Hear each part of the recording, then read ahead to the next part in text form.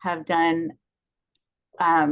several of these presentations along with Dr. Nim, who's with me here today. And just to tell you a little bit about me, I'm a licensed clinical social worker. I work with the Department of Psychiatry, Community Behavioral Health at UNM, and I do a mixture of clinical work and supervision and trainings. So I'm happy to be here to talk to you about suicide and suicidal ideation, and I'll let Dr. Nim introduce herself. Hi, everybody. Welcome. I'm Amy Nim. I'm a child psychiatrist here at UNM. So similar to Lisa, I do kind of a mix as well, clinical work, supervision of residents, and grant work like this and teaching. So really excited to have you all here today. Yes. Hi, everybody, and just make sure that you're muted just so we can minimize background noise. And also, what I'm going to do now is have Raina talk a little bit about our CEU process.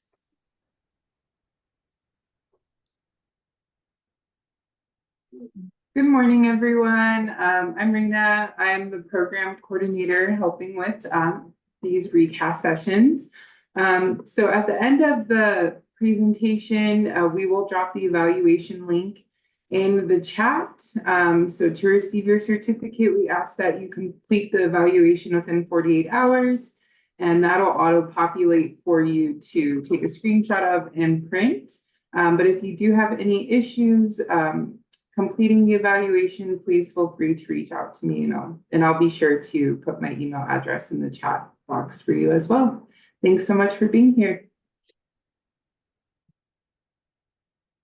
Thanks, Raina, and thanks to Raina and our wonderful CEU team who makes these CEUs seamless and possible for all of us. So thank you so much. Okay, so we don't have any financial arrangements related to the content of this activity. And the views expressed in this presentation are not necessarily those of the University of New Mexico. So just to get those disclaimers out of the way. So we're going to be talking about suicide and suicidal ideation today.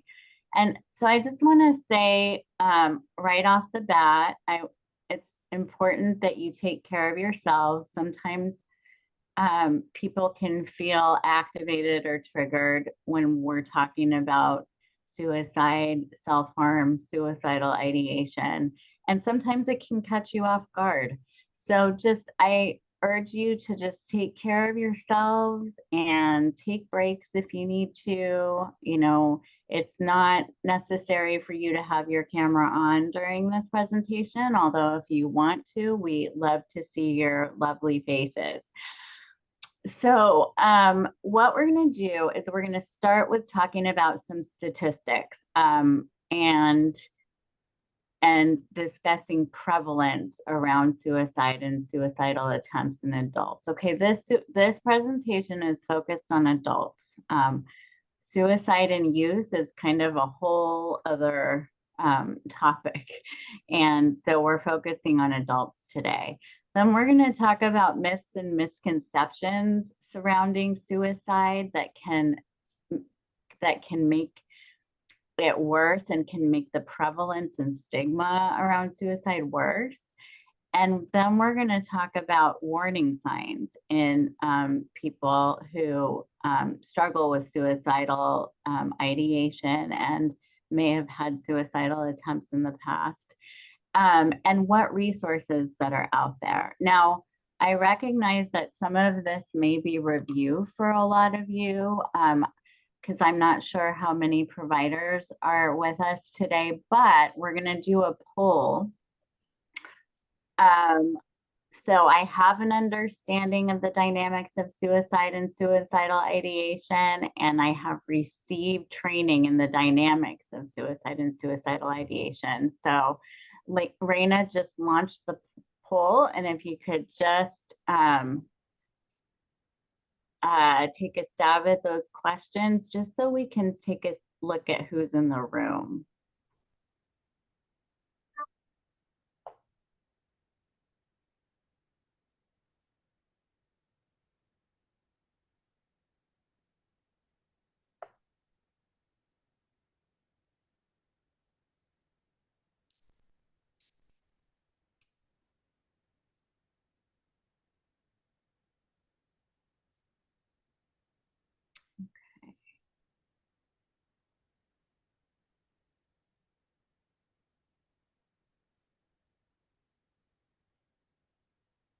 Okay, so it looks like I'll end the poll in just a second. Okay, I'll share the results.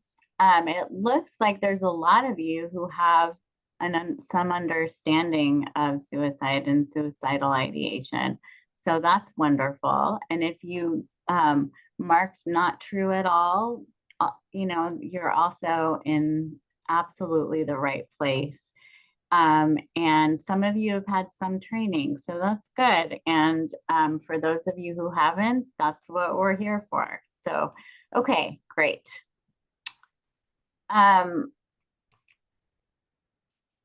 Okay, so this might feel like I'm bombarding you with statistics, but what I'm gonna do is talk about some national statistics and then some local statistics for New Mexico, and then focusing on American Indian and Alaskan Native populations.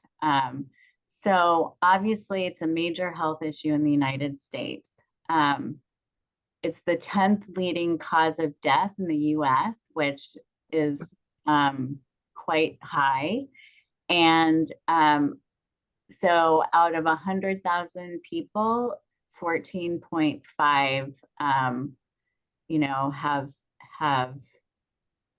have attempted or completed suicide. So the numbers are high, which is unfortunate. And in New Mexico, they're even higher. We are the 4th highest state in the states to in terms of suicide rates, and New Mexico's suicide rate was 77% higher than the US rate.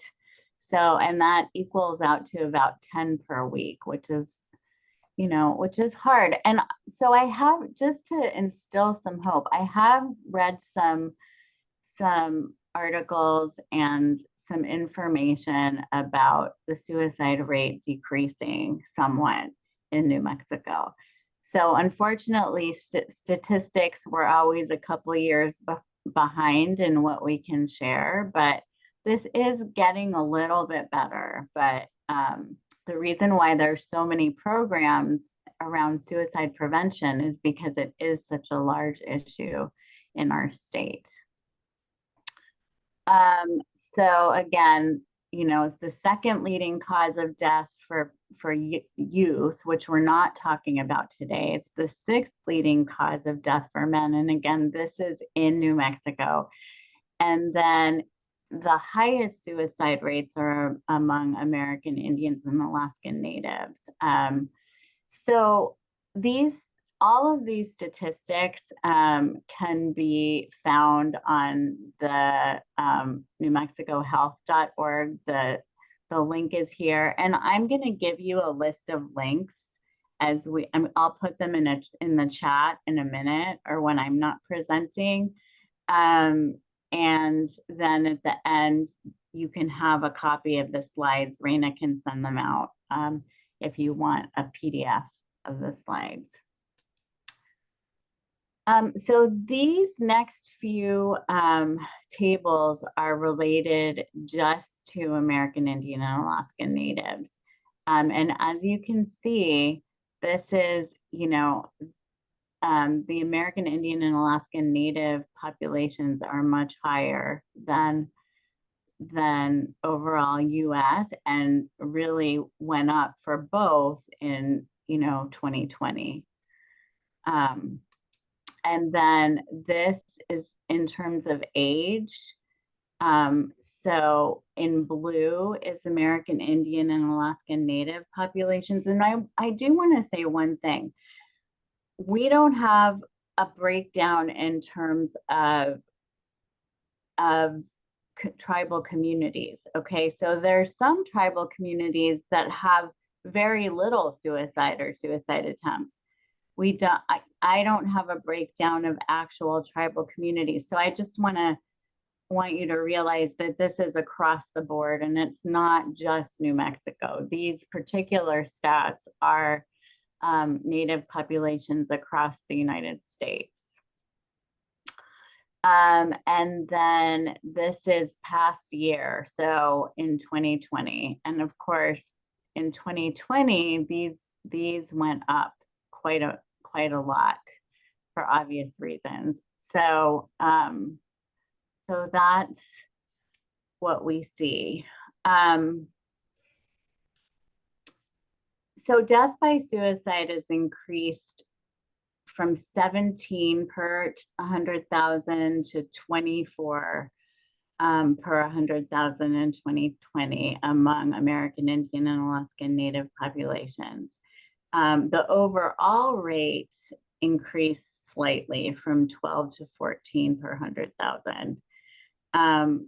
So, and this is sort of an age breakdown among American Indian and Alaskan Native populations.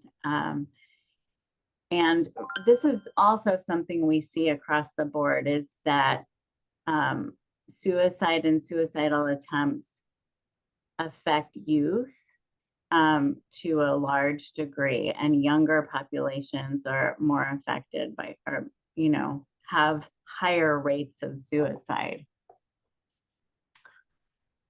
So American Indian, Alaska Native men are 3 times more likely to die by suicide than women. Between 2011 and 2020, the rate of suicide among these populations was higher than the overall US population. So again, the stats are kind of saying the same thing in different ways, but I just wanted to give you an idea of the prevalence. And so unfortunately, again, the suicide rate went up pretty significantly to, or is higher significantly, 9% versus 5% of the US population. Okay. I don't love just like throwing out a million statistics, but we do want to talk about prevalence. And so what are some of the disparities? And I believe that I'm going to be very much preaching to the choir here in terms of not only American Indian and Alaskan Native populations, but our state is very rural. Okay, it's a very rural and frontier state. And what we know is that decreases access to services, to certain educational practices. And so that is one reason why New Mexico has a higher rate of suicide. And again, one thing that New Mexico does really well, though, is we do have a lot of campaigns around suicide prevention. And I think there's more stress and progressive programs that exist in New Mexico to try to prevent suicide than maybe some of the states where the rates are a little lower. So historical trauma is a huge dynamic among, you know, this and unresolved grief.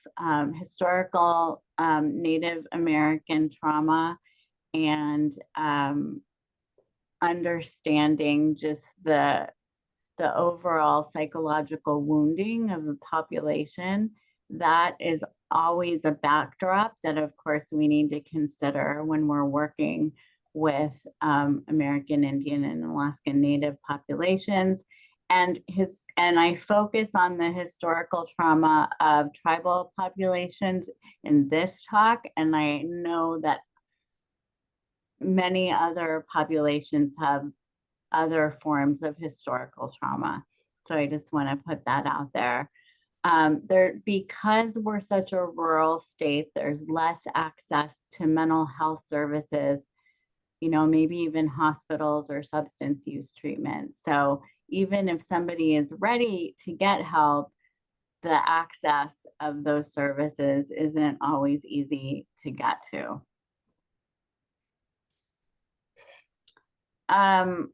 Okay, so this is Dr. Thomas Joyner's interpersonal theory of suicidality. And basically what it says is that 3 things almost always take place in terms of risk factors. So feeling alone, feeling like a person has no purpose, or that their existence is a burden to others, okay? And reduced fear. So not being afraid to die, okay? So when you see these things acting out together, that person is likely very high risk for a suicide attempt.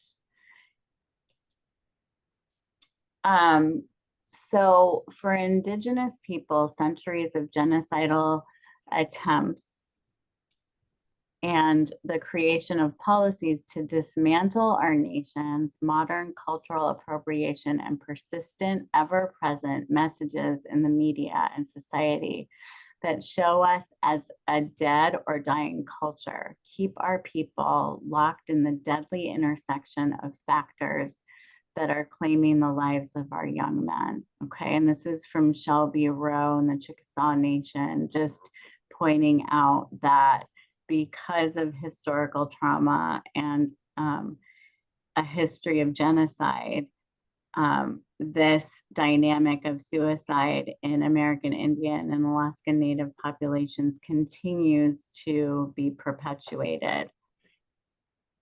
And not in all tribal communities, but in many. Okay, so I wanted to, Donald Warren is a spokesperson and a medical doctor for Zero Suicide in Indian Country. And I want to show you this video because, and also if you go to the website, they have a lot of really great resources. So hold on, I have to stop my share and show it on on my browser.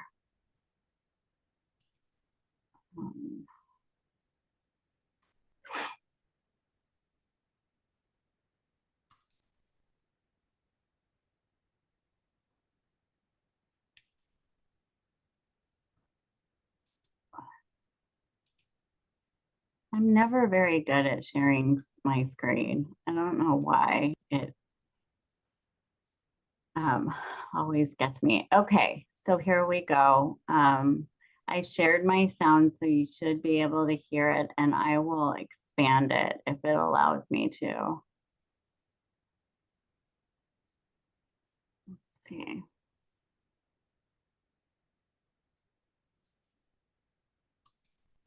Oh, here we go. All right, does everybody see that?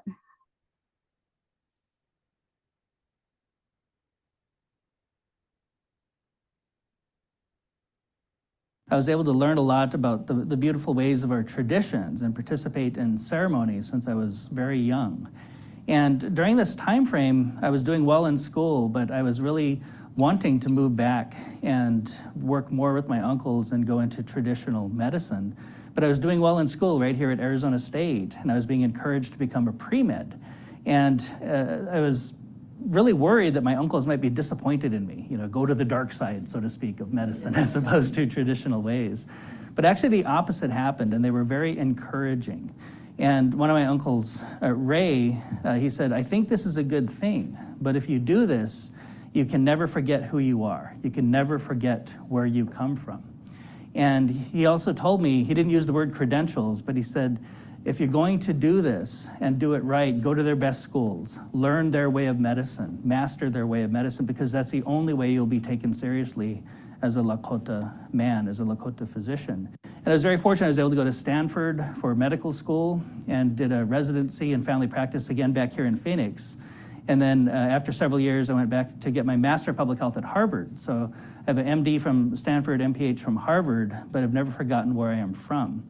And in my own experience as a primary care doctor, if we had a patient who had a behavioral health or mental health concern, my job was to make that referral and then it ended.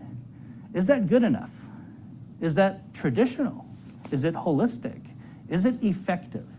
And I think that historically, our modern health system puts behavioral health, medicine, and public health into their own silos. And we do not do a good job of integrating services. And what we're finding is that in the clinical systems, if we're not integrating medical and behavioral health concerns, we see higher rates of mental health poor outcomes, including higher rates of suicide. So when I think about the role of zero suicide, it's the role to include the clinical systems in a comprehensive approach. And we need clinical-based services, we need community-based services.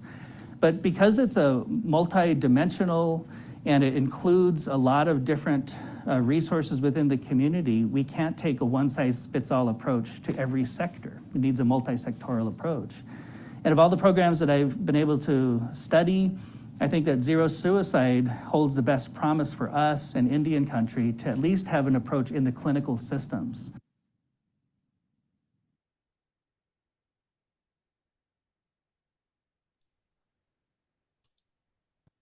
Okay, so he has a lot of resources out there and longer videos. So I encourage you, if you're interested, to take a look. It's, you know, I really like his approach in terms of, you know, bringing together Western and traditional medicine, because I don't think that we talk enough about the importance of traditional medicine. Okay, so let me go back to the slides.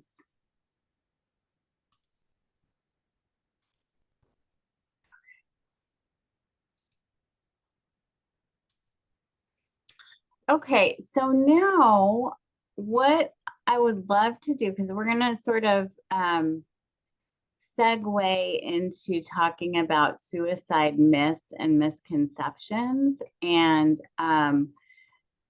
talk about what are some myths and misconceptions about suicide and suicidal attempts that you understand, that you've heard, that you work with. And you can either raise your hand and unmute, or put some answers in the chat.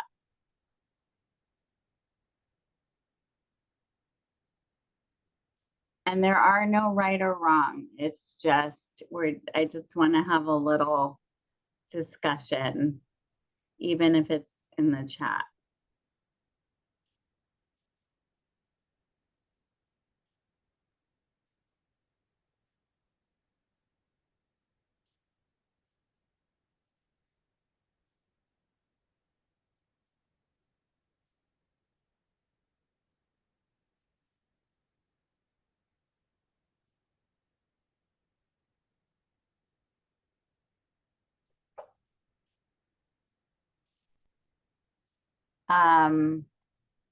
Kathleen, talking about it will make someone do it, so don't talk about it. Perfect. That's absolutely right.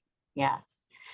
When that's a big myth that if we mention it or talk about suicide, that it's going to put the idea in someone's head, and that couldn't be further from the truth. When we can talk about it with someone easily and without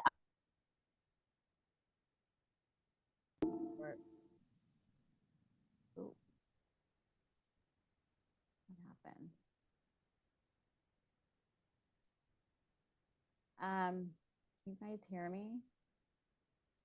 My video went off for some reason. Can you hear me?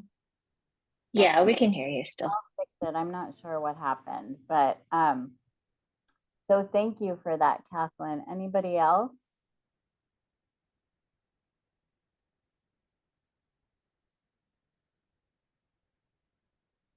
Okay.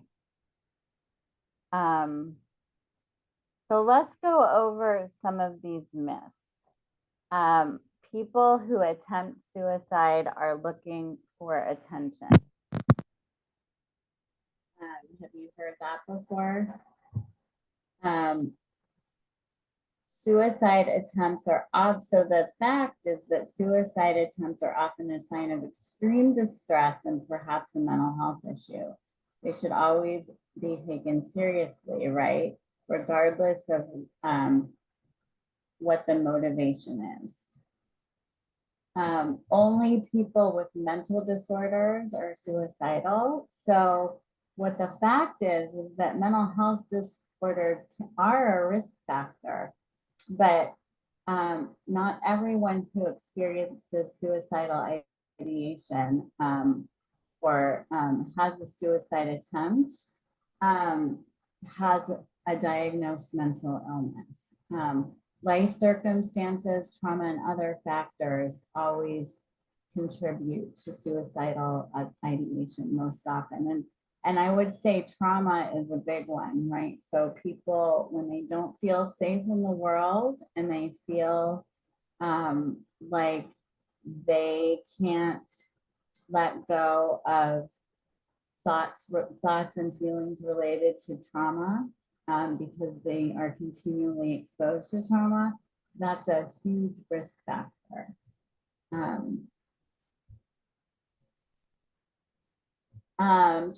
So here's the one that Catherine said, talking about suicide can plant the idea in someone's head. So talking about suicide with people, with adults, and this is often focused on youth, but it's also, and I think there's a bit of a gap for adults, because adults have their own agency and people think, well, I don't want to cry, and this is an adult, I don't want to ask about suicide because this is somebody who is an adult and has life experience. But opening that door for most people can be the difference between attempting and not attempting for people, because once they can get those words out and those feelings out, the likelihood of them actually attempting suicide reduces. Okay, we always want to take it seriously, but talking about this really reduces the likelihood that it'll happen. Suicidal behavior is inherited. So family history can be, again, it can like be a risk factor, but it's not, that isn't the reason why somebody attempts or completes suicide. It's usually a mixture of a lot of different things: psychological, social factors, again, historical trauma, complex trauma. And if someone has a family member who has completed suicide or attempted suicide, or even has suicidal ideation, that's something we're gonna, especially for a provider, we're gonna say, in the back of our mind, we need to watch out for that and just put that, on the risk factor, but it's not a tell-all in terms of whether somebody is actually going to do it or not. So once someone is suicidal, they will remain suicidal. So this is interesting. We're going to talk about this. Amy's going to talk about this a little later. Suicidal thoughts are often temporary, okay? They're very transient most of the time. So, and what you'll see is this kind of, in terms of time, in an hour time span, you have a peak and then it kind of comes down. And that could happen several times a day. But the reality is that, there's only a certain period of time where people really feel like they could actually attempt suicide. So that's why we watch out for a history of impulsive behavior, because people who have a history of impulsive behavior, both children and adults, have a higher risk of actually attempting and completing suicide. So how do these myths perpetuate stigma? So stigma and silence, myths and misconceptions perpetuate a culture of silence, okay, and stigma. So when people believe these myths and don't do more to understand the dynamics of this can lead to othering. It leads to shame, people not being able to seek help because in their community and their family, these myths reign very large and they don't feel like they can ask for help. And in many cultures, it's not okay to say that you need help. And it's especially not okay to say that you need mental health intervention from somebody outside of the community, like a therapist or a clinician, because many times help is perceived to be given within the community. Different cultures are extremely, have different thoughts and understandings of, how they perceive mental health. So a lack of understanding, not understanding the dynamics of suicide. So not understanding, for example, that talking about suicide doesn't mean that it, isn't going to put it in somebody's head, right? So understanding that if I do ask the question, if I do ask this person and say that I'm concerned, that's actually going to be a good thing to do and something that might actually prevent a suicide attempt in the future. Okay.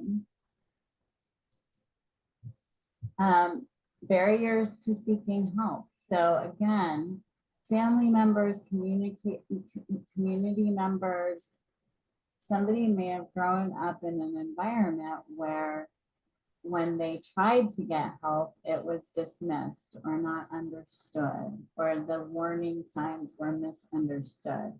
For example, one of the biggest warning signs is people giving stuff away.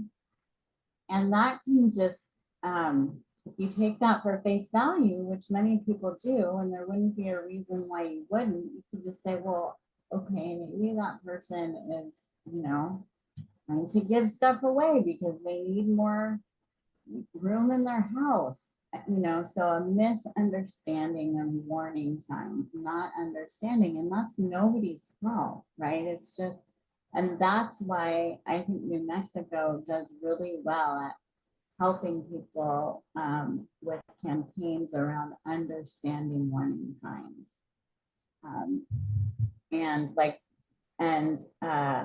There's a lot of mental health first aid in New Mexico. So mental health first aid for youth and for adults is done quite often in different communities in New Mexico. And a huge component of mental health first aid is helping people understand the dynamics of suicide so that people who are not providers can intervene on a certain level when they see someone who is at high risk. Education and awareness. So increasing awareness through programs like mental health first aid, having open communication, encouraging open communication about mental health. This is one that's really easy to say, right? I can just say it and say, oh yeah, we need to talk to each other. And that sounds so easy. But asking people about suicide, even as a therapist, when I first started out in my career, this was a really hard thing to do because it's a hard topic to address, especially if you don't feel experienced. And when I first started in my career, it was at times difficult to just say, do you have thoughts of suicide? Or especially with children, you have to be very concrete. Have you ever felt like you wanted to die or you wanted to kill yourself? And those words are harsh and they land harshly, but it's important to be very clear. And that's one of the best ways to help and intervene with people who need help. Because I can't tell you enough, the people who have said to me and who have said to others, I'm so glad you asked the question, because if you hadn't asked, I wouldn't have said anything. And so you learn by doing. And again, even as a provider, it took some time to feel comfortable for me to ask these questions. So training, we need training, professional training for healthcare providers, for educators, for doctors, so medical doctors, for physician's assistants, nurse practitioners, all across the board, because we never know when somebody is going to come into an agency or intersect with a community agency and have a warning sign that they display. And if that person isn't trained, it's going to be difficult to pinpoint what's going on, and we may miss a warning sign. So the bottom line is that addressing these myths and really understanding why these myths exist is a big part in sort of debunking them and fostering an environment that encourages people to feel safe seeking help. Okay, I am going to play. So what this video is we're going to talk about suicidal ideation. So I've been throwing that word around a lot today. I'm sure a lot of people know what it is and understand it. But for those of you who don't, suicidal ideation is thoughts of suicide. Okay, that's kind of the jargon of like thinking about suicide. How would I do it? Or, you know, that's one piece, or thinking about I really want to die. I wish I wasn't here. Sometimes, I know I said I wasn't going to talk about kids, but sometimes kids will say, I want to be with grandma, and grandma's in heaven or whatever, you know, and so they're having this ideation, these suicidal thoughts and presenting with suicidal statements. And so this video just talks about some of the dynamics of suicidal ideation, because suicidal ideation is obviously different from suicide itself, and it's also different from the suicide attempt.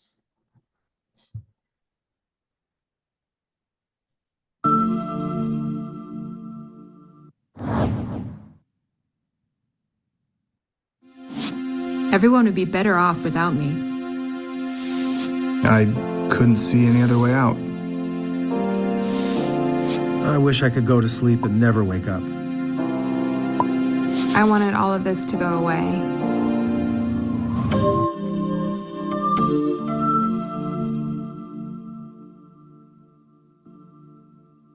These are the voices of suicidal ideation, which is the thinking that haunts people and brings them to the brink of taking their own lives.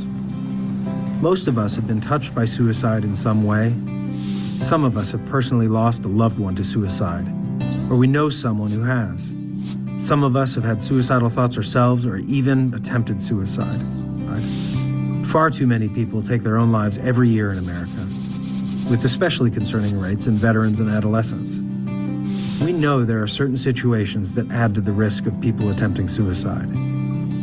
If they have made an attempt in the past, if a member of their family has attempted or died from suicide, if they own or have easy access to weapons, a lot of unused medication or drugs, or anything else that could be used to attempt suicide. If any of these are true, their risk can increase further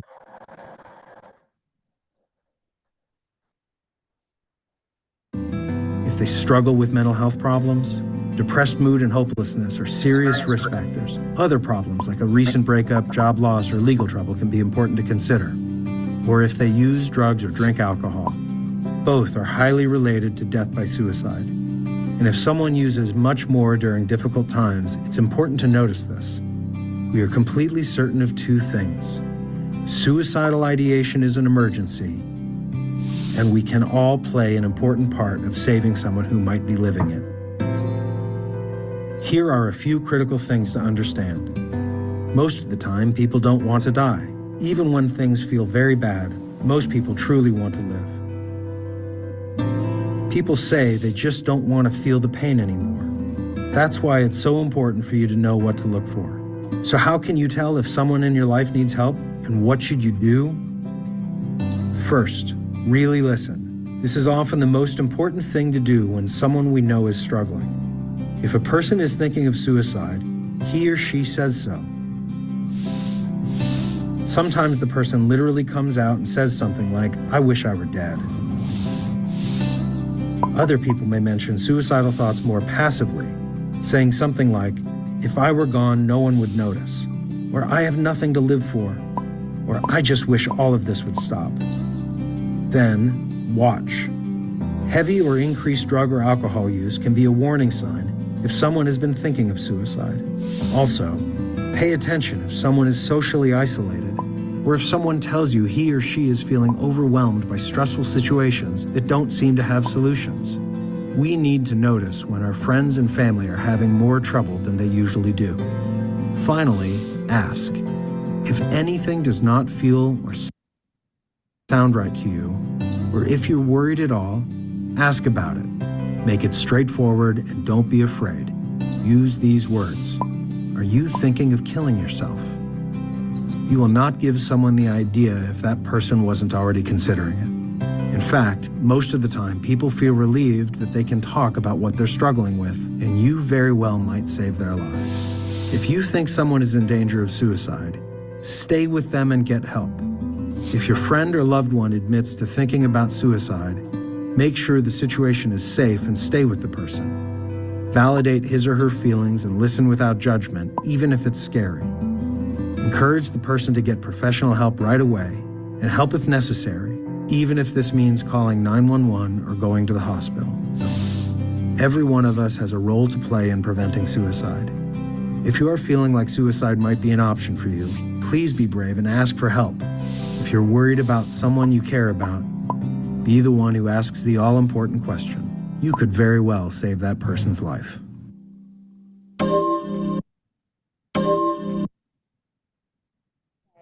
So hopefully that helps you put some of the dynamics around suicidal ideation in context. And, I know it was probably review for a lot of you. So Amy, is this where you're going to take over? Okay. Yes, thank you. So I'll be talking a little bit more about the warning signs. So these are the ones that the video pointed out as kind of verbal indicators for us to really listen for, right? Talking about wanting to die or kill themselves, expressing feelings of hopelessness, having no reason to live, mentioning things like feeling trapped or unbearable pain, and talking about being a burden to others. So these are things that kind of will then kind of like, throw up that red flag of, okay, we need to really sit down and talk about this further, like what's going on. Next. So other than the verbal indicators, people might not be so direct, right? As Lisa was saying before, as a clinician, it's really hard to ask, but it's even harder for the other person to just volunteer and say sometimes, right? So what are other warning signs that we can keep an eye out for? To increase use of drugs or alcohol, looking for ways to end their lives. If they're searching online for methods, or they're acquiring means, so stocking pills, access to firearms, things like that. if we're noticing that they're withdrawing from their usual activities or withdrawing or isolating from their friends and family. A big indicator of depression is, changes in energy and sleep. So sleeping too much or sleeping too little,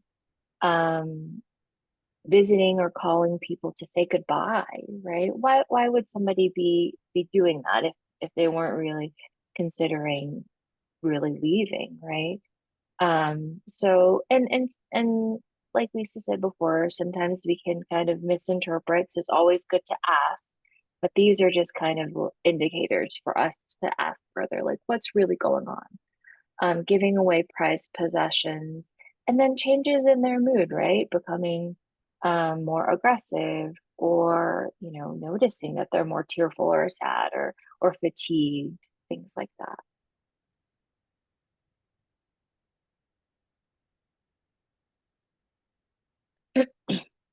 And then some emotional and psychological signs. So again, extreme mood swings, being very sad, the kind of the opposite, suddenly very calm or very happy. It can be kind of striking in, oh, could you go back? Sometimes when people are very down and depressed and they feel like, yeah, I have a plan now. I'm going to end my life. That can give kind of a sense of calm or relief. So it's actually a scary warning sign. So if there's a big change in moods, that can be a big one. Showing rage or talking about seeking revenge, experiencing anxiety, agitation, and then high risk behavior. And then I can talk a little bit more about how this can play into suicide risk later on. So suicide prevention and safety planning. The dynamics of suicidal ideation we've talked about a little bit. And then we'll go into a little bit more about safety planning and resources. I think it would have been nice to do a poll for this one, but I want to get a sense of how comfortable people, we asked about dynamics, but how comfortable people are in regards to safety planning.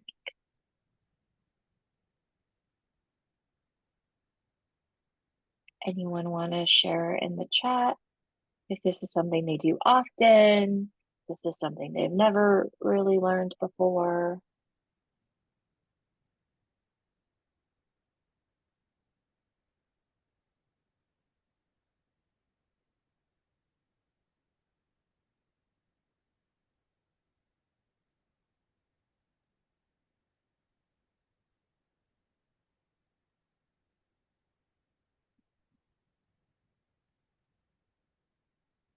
Not sure.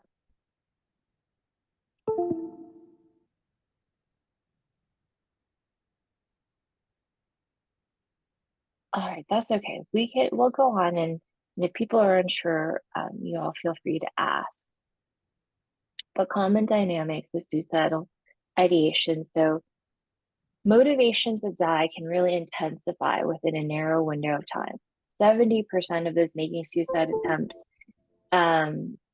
making the final decision to act, or within 1 hour of the attempt.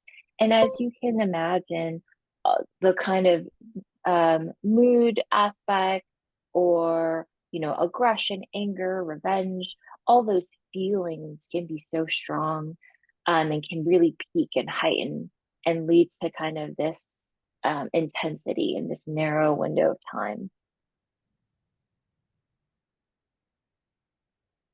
The good thing is, though, is that the level of risk does change over time. So acute risk usually increases, but then it also decreases pretty quickly as well. So that is a good thing to keep in mind. So the Stanley Brown Safety Plan Intervention, they are kind of, and we had heard earlier, kind of the gold standard in safety planning.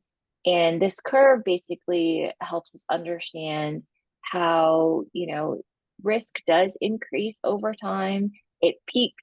This is the kind of the middle ground portion is the dangerous portion, right? But it also goes down pretty quickly afterwards. So the idea is to really try to give people skills and ways to cope and ways to reach out when they're feeling this peak. And knowing that also it will, those feelings will pass and that suicidal feeling will go down.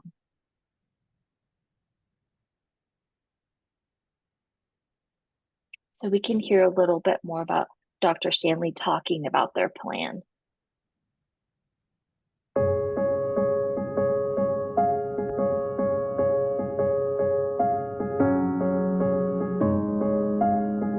The safety planning intervention is an intervention that my colleague Gregory Brown from the University of Pennsylvania and I developed. We originally developed in it, as it is now in its current form, we originally developed it for a treatment study that we were doing in suicidal adolescents. We developed this intervention as a way to help keep these suicidal adolescents safe until they got the cognitive behavior therapy that we were delivering to them. And so we just thought of it as a kind of a management technique. And it turned out that in and of itself, it was a very powerful intervention. The safety plan is actually simply that. It's a safety plan. It's a suicidal person's emergency plan. We know from a lot of research and from talking with people who grapple with suicidal feelings that being suicidal is not an all or none phenomenon, that suicidal feelings come and go. And we also know that if somebody resists making a suicide attempt, that they don't necessarily have to go on and make a suicide attempt later, that the urges can dissipate. And so the safety plan is something that we have developed that helps people cope when they're entering that acute suicidal state and gives them something else to do instead of engaging in suicidal behavior.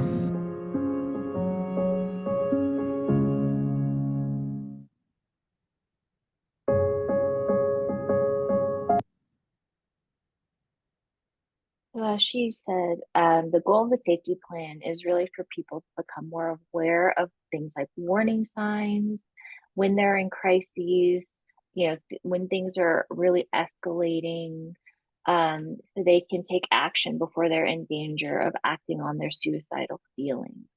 So the idea is to use it before kind of that peak of suicidality, right? What are kinds of things that may be coming up for me that might lead me to have these suicidal thoughts? But, as you follow the steps, as you'll see of the safety plan,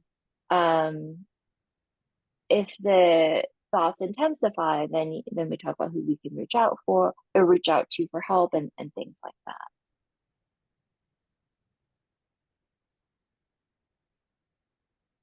So safety plan versus no suicide contract. So a safety plan is different than a no suicide contract. A safety plan is a written list. There are app versions of them as well, of coping strategies and resources to use during a suicidal crisis. What a no suicide contract is basically just asking the patient to promise you that they'll stay alive.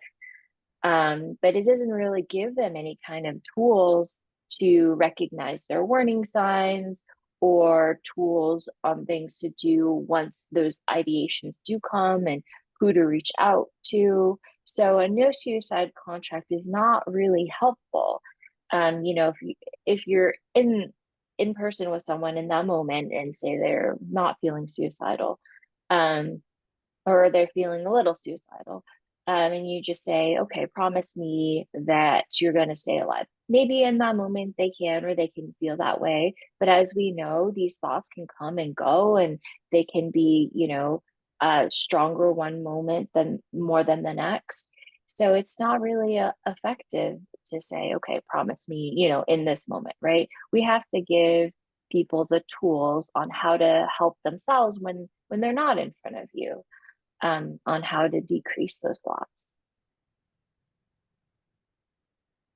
So the 6 steps of safety planning. So the first one is really recognizing the warning signs. So some warning signs can be, feeling extra sad or angry. Some people can, have urges to self-harm as a warning sign. Identifying internal coping strategies. So what can they do to kind of help themselves calm down or get themselves out of that feeling? What can they do to help with those urges, right? 3, identifying people who can provide distraction. 4, people to ask for help during a crisis.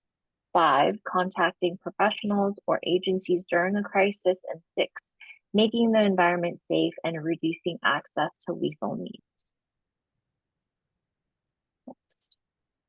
So this is a Stanley Brown safety plan. So it's pretty straightforward in that it kind of spells out and has, the appropriate places to put everything in.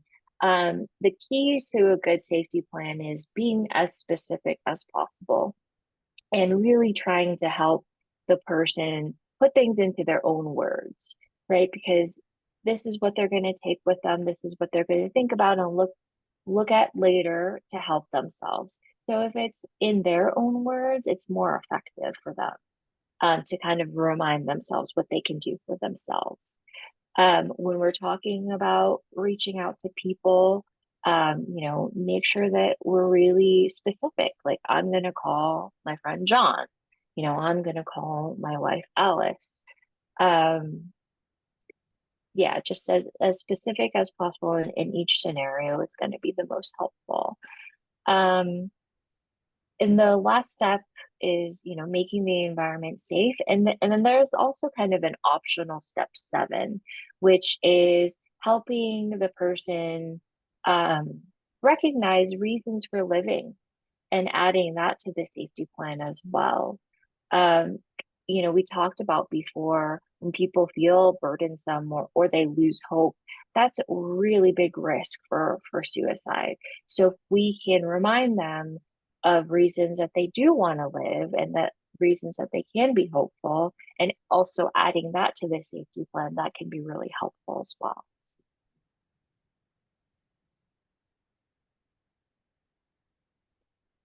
So how can we help? So of course, natural supports, right? One of the videos talks about just really being there for the person, really sitting down, asking questions, listening, being a source of support. You could be one of the people they can reach out to on their safety plan.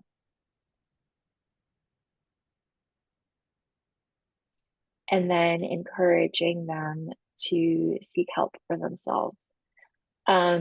Before going into this, if you are doing a safety plan with someone and they're not able to complete the safety plan, right? They're not able to find any kind of coping mechanisms or tell you people that they can reach out to, that's a huge red flag, right? So that would be a reason to want to escalate things further, get them to the hospital or get them further help elsewhere. But if they can engage in safety planning, you can help really encourage them to help themselves. So education, raising awareness about signs of suicide, available resources, really empowering them to seek help, reducing that stigma that we talked about. So really promoting that open conversation about mental health and suicide, just really reducing that stigma for them, encourage them and help them feel not alone in this. It is really hard for us to talk about and for people to share about, right? But as much as we can to reduce that stigma, it'd be super helpful. And then trainings, of course. So Lisa talked about the mental health first aid and training people to recognize signs of suicide and then really providing good help.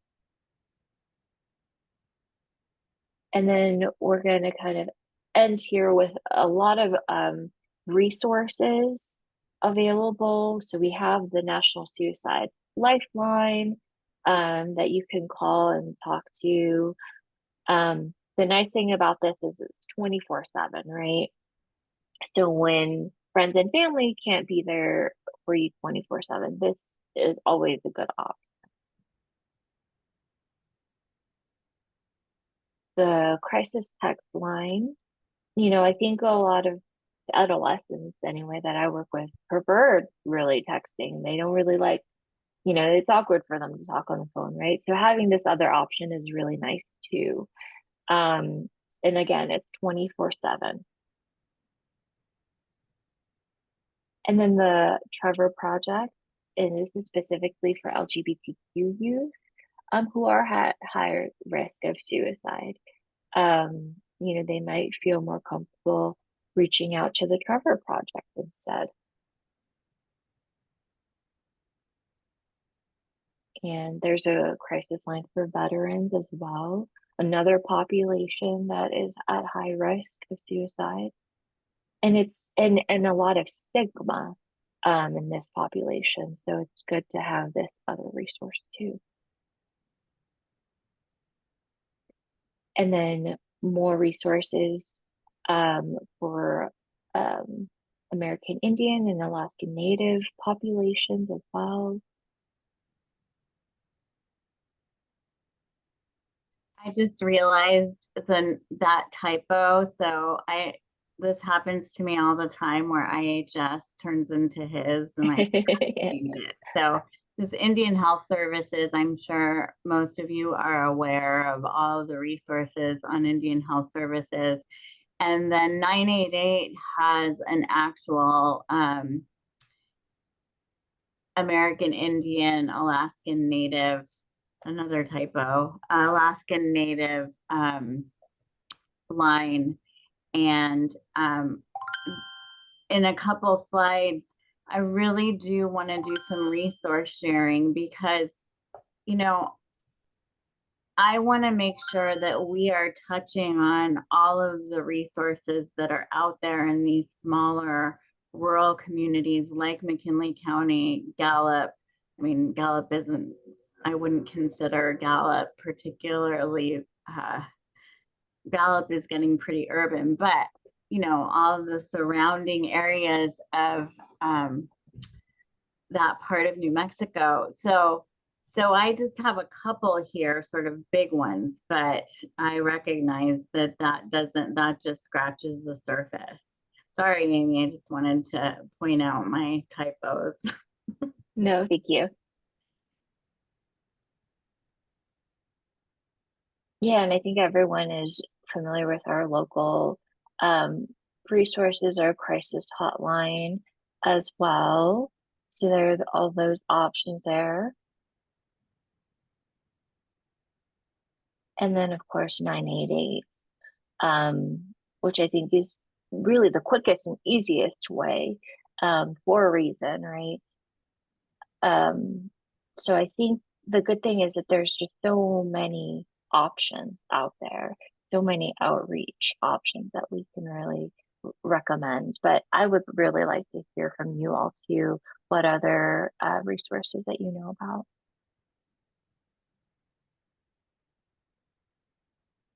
Yeah, so if just like our talk when I did the talk with Jen Nanez on the 26th, if we had a great discussion at the end of that presentation. If anybody has any resources related to, and mental health and suicidal ideation, suicide attempts are, obviously they go hand in hand. And so please don't be shy. Any resources that you know of, don't assume that others know. So what I'm going to do is go ahead and stop my share for a little bit so I can see we can see everybody, and then we'll open it up for discussion, resource sharing, discussion and questions. And then we'll talk a little more about CEUs. So Let me stop my share. Sorry, guys. Having some technical issues today. So anything anybody wants to unmute themselves or put in the chat?